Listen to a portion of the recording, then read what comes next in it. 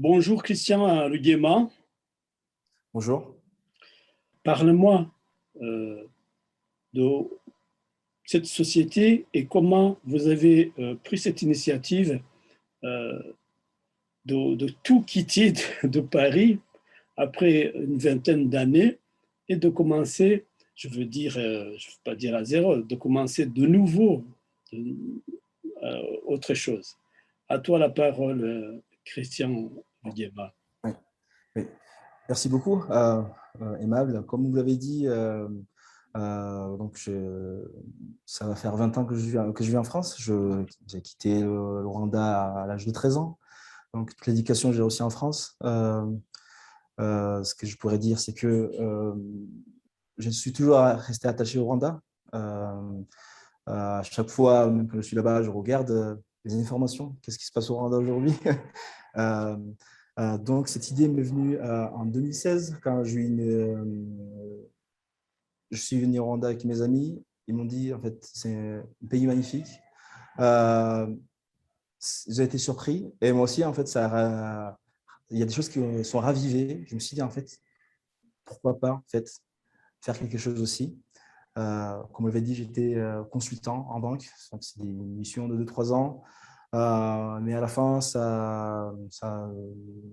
je dirais qu'à la fin, je sentais que ce n'était pas ma voie, au fond. Donc, je suis arrivé au Rwanda, je suis revenu une seconde fois. Et là, j'ai rencontré donc, un de nos équipes dirigeants aujourd'hui.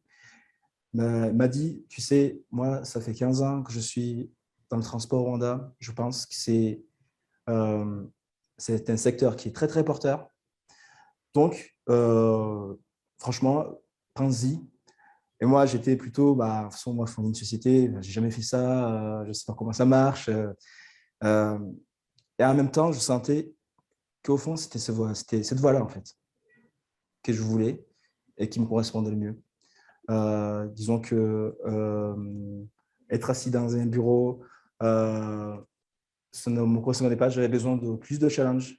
Euh, aussi plus de, je pense que quand on va dans une voie que tout le monde ne prend pas, il y a plus de surprises, il y a plus d'incertitudes, on va dire. Euh, J'en ai parlé à mon frère à ce moment-là, à mon retour en France. Il a dit, on peut y aller, on peut y aller. Il n'y a pas eu une once d'hésitation. Mon frère aussi, il est indépendant. Il travaille dans le médical, mais il est indépendant. Donc, je pense que le goût du risque, en fait, il le connaît déjà à la base. Donc, je n'ai pas mis plus de temps que ça, je dirais, à convaincre. Hein. Donc, c'était vraiment, je pense qu'on n'a même pas discuté 10 minutes, il a dit on y va. Et, et donc, c'est comme je l'ai dit, c'est à partir de 2019 que la société a commencé. Il y avait une personne donc, qui était sur place, qui gérait toute la logistique pour avoir donc, la licence du régulateur pour pouvoir travailler dans les règles. Donc, nous, on travaillait en France, lui était au Rwanda, et du coup, ça a pu se faire à distance en ce moment-là. Mais aujourd'hui, on arrive à une période charnière où il faut être plus présent parce qu'on arrive dans une phase de développement. Et là, en fait, il faut être concentré à 100%. D'où la décision avec mon frère. Aujourd'hui, on vit entre le Rwanda et la France. C'est-à-dire qu'on vit souvent, on fait entre les deux. Et ça me permet en fait d'être plus présent. Aujourd'hui, on travaille avec les technologies que toutes les sociétés utilisent. Là, effectivement, je pense notamment à Zoom, donc on fait des meetings via ces outils-là. Donc, c'est ce que je pourrais dire aujourd'hui. La motivation, c'est surtout retourner chez soi, mais pas en tant que touriste comme les autres, mais en tant que quelqu'un qui participe à l'économie du pays, quelqu'un qui a un savoir, qui va rencontrer d'autres savoirs qui sont au Rwanda pour donner quelque chose, pour donner un élan, qui peut donner quelque chose de grand, j'espère, dans les années à venir. Voilà. C'est bien. Alors, parle-moi plus précisément de votre société. Vous faites quoi, pratiquement? Voilà. Alors, notre société aujourd'hui, nous travaillons principalement avec des ONG et des entreprises, ainsi que des particuliers. Euh, donc ça va faire 2 ans qu'on travaille. Donc, c'est des contrats longue durée auprès des entreprises, mais des particuliers aussi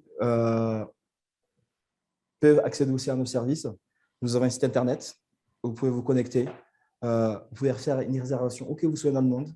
Par exemple, si vous êtes à Paris, vous êtes à Belgique, à Bruxelles, vous pouvez réserver avant de prendre le Rwandair pour venir au Rwanda. Vous réservez n'importe quand, nous on se tient prêt et on peut vous transporter partout dans le pays de façon sécurisée, car nous avons des GPS dans nos véhicules. Ça nous permet de suivre leurs mouvements.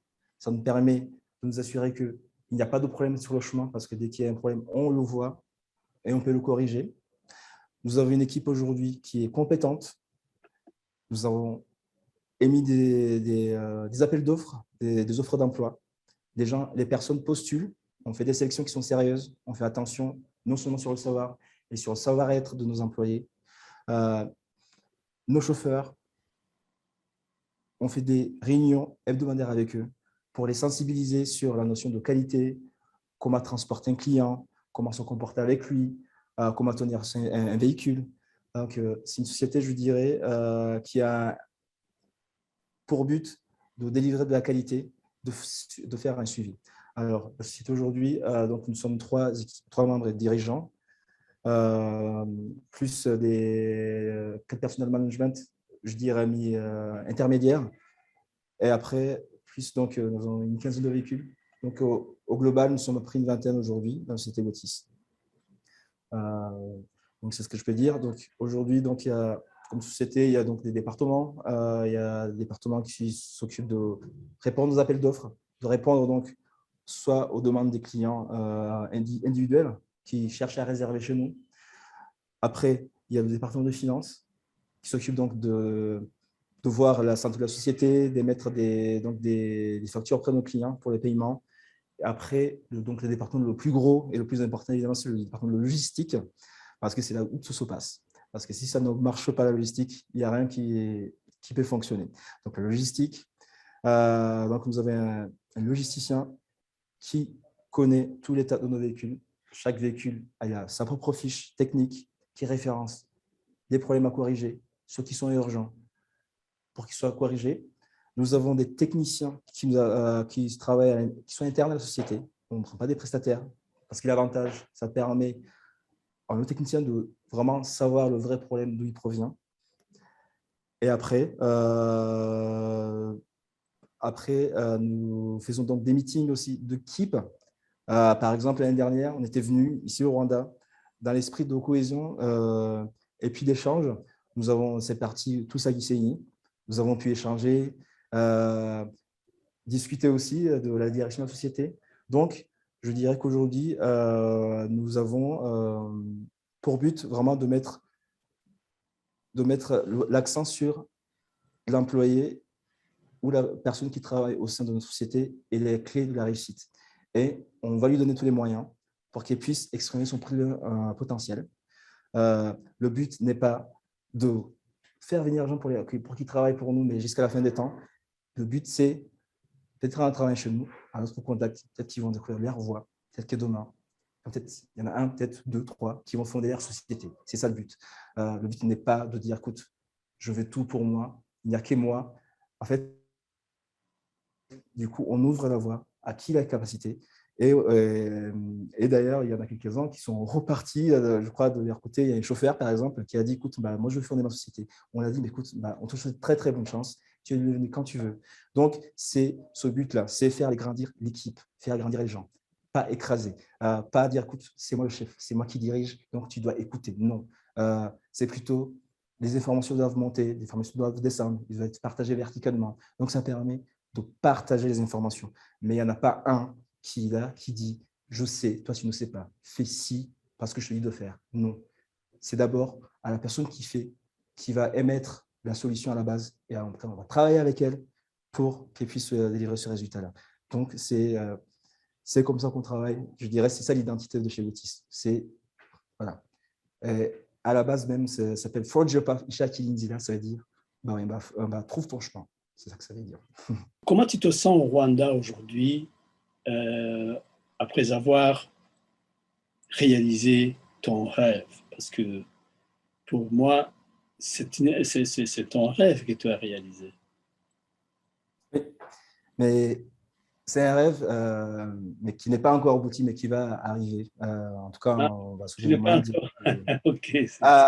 c'est-à-dire, c'est justement, c'est comme je vous disais, oui, il est en train d'arriver. Il y a du potentiel, mais le potentiel ne suffit pas. Il faut qu'il soit lié au travail, il faut qu'il soit lié à la patience. C'est un mélange de tout, en fait. C'est lié aux gens que tu vas rencontrer. Voilà, c'est plein de choses, en fait. Et aujourd'hui, effectivement, le potentiel est là, l'envie aussi. Bon, c'est le Covid qui nous a ralenti un petit peu, je dirais. Mais aujourd'hui, je dois dire que, notamment avec mon frère, on est très complémentaires. Avec la personne aussi qui est à Kigali, qui dirige, on est très complémentaires aujourd'hui. Donc, c'est en route, en fait. C'est en route, donc ça va arriver. Il n'y a pas de souci, je ne me fais pas de problème. Je veux dire qu'aujourd'hui, déjà, faire ça, donc réaliser son rêve dans son pays où on a été éloigné très longtemps, c'est des circonstances. Ça n'est pas à quel moment ça arrive. Mais oui, je veux dire que oui, aujourd'hui, je suis très apaisé. Aujourd'hui, la vie est beaucoup plus simple pour moi. Très facile. Parce que quand je me réveille, bah, je fais ce que j'aime en fait. Donc, la vie est très simple. Parce que je sais où je dois aller, où je dois me concentrer. Je ne m'éparpille pas. Donc, je dirais qu'aujourd'hui, la vie est plus simple, je dirais ça. C'est très simple aujourd'hui. Il n'y a pas de complications. C'est vraiment, n'hésitez pas à venir investir au Rwanda. Et ce n'est pas moi qui le dis, une fois de plus. C'est reconnu mondialement aujourd'hui que le Rwanda, c'est un pays où il fait bon investir, où c'est un environnement d'affaires qui est très propice, où c'est un environnement d'affaires qui est serein, qui est sain, où quand vous demandez donc quand il y a une exigence pour avoir des documents pour travailler, des licences tout est clair, c'est marqué, c'est visible par tout le monde. Quand vous avez tous ces éléments qui sont réunis, vous aurez ce à quoi vous avez droit. Une autre chose que je dirais, c'est que ici, il y a des gens qui ont un savoir aussi. Le savoir, ça se partage. Et un savoir, ça ne s'additionne pas. Un savoir, ça peut être exponentiel. Donc, ici, il y a des gens qui sont très compétents au Rwanda, qui sont très bien formés, qui ont accès. Aujourd'hui, avec Internet, on peut tout faire. N'importe qui, aujourd'hui, où qu'il soit dans le monde, s'il a envie d'une chose, il peut aller sur Internet, il va trouver les solutions. Tout le monde, Internet, maintenant, c'est démocratisé et le savoir aussi, en fait. Donc, aujourd'hui, je dirais que venez partager ce savoir, venez avec ce savoir, il peut donner quelque chose de grand. Et surtout, en Afrique, même de façon générale, c'est le dernier endroit où il y a beaucoup d'opportunités. Et du coup, ça serait vraiment dommage de louper ça, parce qu'il y a des questions, il peut y avoir des questions de peur, ça se comprend. Mais ce que je peux vous dire que nous aussi, nous avons eu peur quand on a commencé, parce que c'est l'inconnu, c'est l'incertitude, mais au bout, il y a beaucoup de récompenses. Et vous découvrez votre voie. Et c'est ce que je souhaite à tout le monde. À toi la Bien. parole, Serge. Merci pour l'occasion. Pour commencer, ouais, au commencement, nous sommes arrivés en France en 2002, ce qui fait que nous avons fait toute notre enfance, notre éducation et nos études en France. Et du coup, en fait, moi, je suis parti quand j'avais 8 ans du Rwanda. Et du coup, quand mon grand frère m'a parlé de cette opportunité de créer une entreprise de transport au Rwanda, j'ai tout de suite été enthousiaste, car moi, ça me permettait de renouer les liens avec mon pays d'origine. Okay. Suite à ça, comment dire, la société a été lancée il y a environ 2 ans, donc en octobre 2019. Ensuite est venu le Covid, donc ce qui a un peu ralenti, disons, nos ambitions, mais ce qui nous a également permis de mettre en place des processus pour former notre personnel, pour mettre en place des sortes de réunions, pour que les informations qui se passent au Rwanda remontent jusqu'à nous. Car comme vous le dites, nous habitons encore en France, même si nous faisons beaucoup d'allers-retours entre le Rwanda. Mais du coup, cette période un peu trouble nous a permis de vraiment nous organiser pour quand la sortie du Covid se fera ressentir, que tout se passe pour le mieux. La vision qu'on a en fait avec cette société, c'est vraiment de devenir l'une des sociétés clé dans le transport dans le Rwanda d'ici quelques années, grâce aux services premium que nous voulons rendre à nos clients. Nous travaillons actuellement avec des ONG, des sociétés et puis également des particuliers. D'ici quelques années, nous comptons nous ouvrir au tourisme actuellement, car le Rwanda est devenu une grande destination touristique depuis quelques années. Donc, pour résumer tout ça, j'aimerais dire en fait que oui, ça nous a permis de renouer avec notre pays d'origine. Ça nous permet également de participer à l'essor économique du pays, car le Rwanda est en train de devenir un hub entrepreneurial dans la région d'Afrique de l'Est. Et donc, c'est aussi une fierté pour nous qui sommes nés ici de revenir pour vraiment participer à l'effort. Voilà. Quant aux valeurs de Gotys, j'aimerais dire que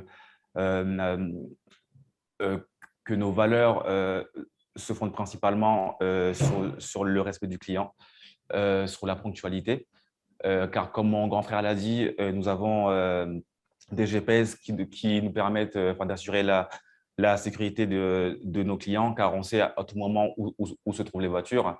Donc, par exemple, s'il vient d'arriver à avoir une panne, on sait très bien en fait où se trouve la voiture, ce qui fait qu'on peut envoyer directement le mécanicien sur place pour que les réparations soient faites dans le moins de temps possible pour que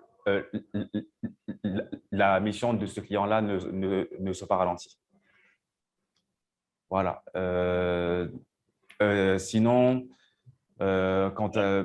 j'aimerais dire à la diaspora rwandaise qui se trouve en Europe ou aux États-Unis ou n'importe où ailleurs dans le monde, qu'en fait, le Rwanda, c'est vraiment un pays où il fait bon d'investir, où il fait bon de travailler. Car si on suit vraiment les lois et les directives, il n'y a vraiment pas de raison pour que cela ne se passe pas bien. Car si je ne me trompe pas, le Rwanda est l'un des pays les moins corrompus d'Afrique. Donc, il me semble aussi, je sais que nous pouvons créer une société et peut-être dans les règles en moins d'une semaine, en 2-3 jours, il me semble. Donc, en fait, c'est vraiment un pays qui est propice à l'investissement.